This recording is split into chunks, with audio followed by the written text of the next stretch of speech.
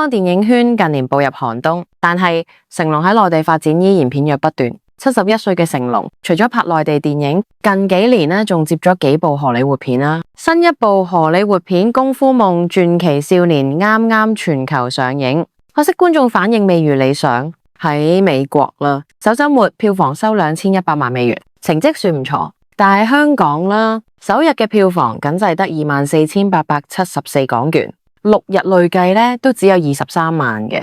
冇錯，係23萬。呢個慘淡成績多多少少都同香港觀眾對成龍形象嘅觀感有關。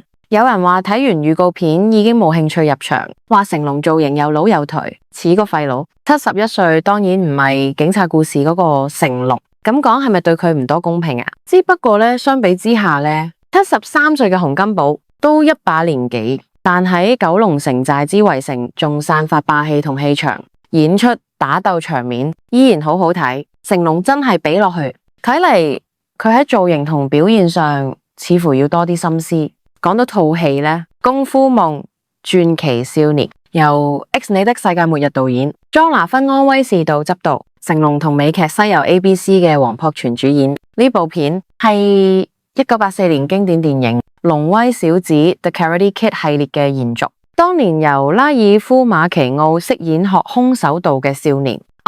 食正美國功夫熱潮，電影大受歡迎，後嚟衍生出好多作品啊，包括2010年成龍同即燈史密夫主演嘅《功夫夢》，同埋2018年嘅劇集《眼鏡蛇道館》，仲有原班人馬回歸。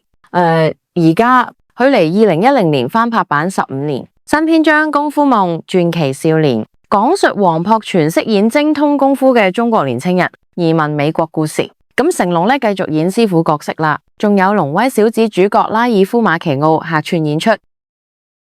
影評反應又點呢？喺爛番茄網站，影評人平均俾58分，劣評居多。但係觀眾嘅評分竟然高達92分，兩極分化好明顯啦。影評人話電影故事情節老套，缺乏懸念，講一個外國年青人喺外國揾人生目標，經典嘅套路，冇令人眼前一亮嘅亮點。有人覺得呢部片好似將之前龍威小子嘅劇情拼湊重組，充滿陳腔濫調。電影試圖同時講男主角嘅成長同埋懷舊角色嘅再登場啦，可惜結果亂晒龍啦，無謂嘅支線劇情仲拖慢節奏，後半段嘅節奏突然轉向另一種敘事方式，好似硬將兩部唔同風格嘅電影塞入一部片，觀眾覺得好似睇兩部片咁。新角色被批冇深度同魅力，動機混亂。雖然呢高潮部分有啲情感渲染啦，但係毫無新意，補唔到電影嘅缺陷。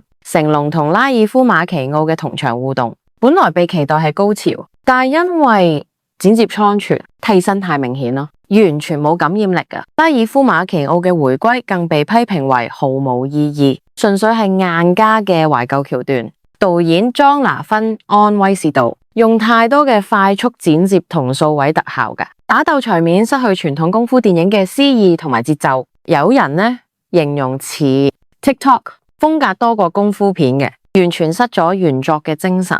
冇錯，似 TikTok。成龍飾演嘅功夫老師傅韓先生嘅，但係武術元素呢係拍得支離破碎。最致命嘅係電影過度依賴替身演員，效果大打折扣。成龍啦年紀大啦，用替身啦，都估到啦。觀眾期望嘅功夫電影情懷，梗係揾唔到。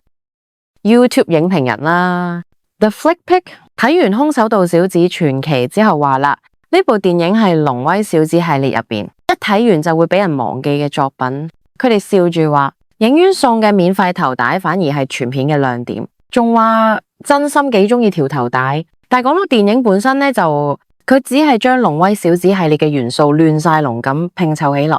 佢批評電影硬塞懷舊元素，例如拉爾夫馬奇奧回歸演丹尼爾，雖然有啲趣味嘅，但係對故事發展完全冇幫助啦。電影沿用前作嘅套路，講中國功夫仔移民美國嘅故事，但係冇任何新意。